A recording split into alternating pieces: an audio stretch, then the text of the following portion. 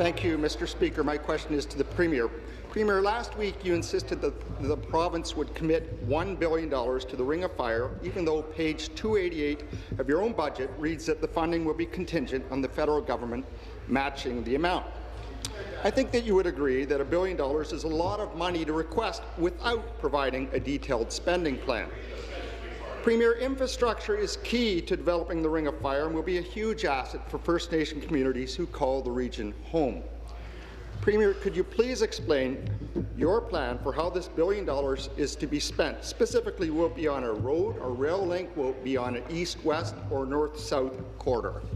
Thank you, Premier. Mr. Speaker, well, I would have to ask the member opposite if he's asking as a representative of Stephen Harper, or whether he's asking as a representative of a northern community in Ontario, Mr. Speaker, because the reality is we need that investment. We need the infrastructure built. We have committed to setting up a development corporation that would include all of the parties, and we very much hope that the federal government is at the table, Mr. Speaker, because in order for that infrastructure to be completely developed and in order for that chromite and mineral deposits to be realized, we need everyone working together. We've committed $1 billion, Mr. Speaker. We are firm in that commitment. We will work to set up a development corporation. And so if the member opposite is speaking for Stephen Harper, I hope that he will let him know that we would like to have him at the table, Mr. Speaker.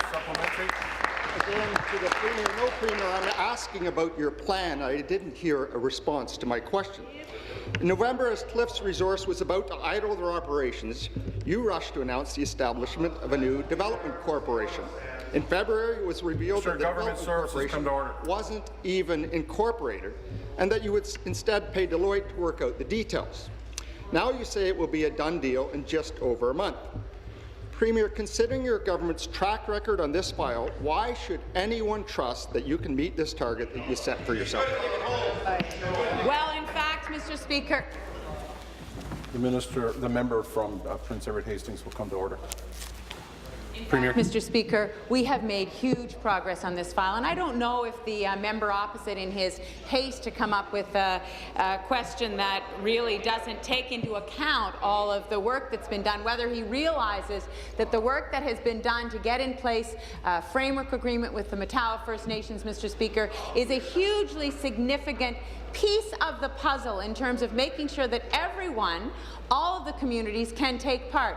So the Development Corporation, Mr. Speaker, which is in the process of being established, will allow First Nations, the businesses, the federal government, the provincial government to take part in getting that infrastructure built, Mr. Speaker.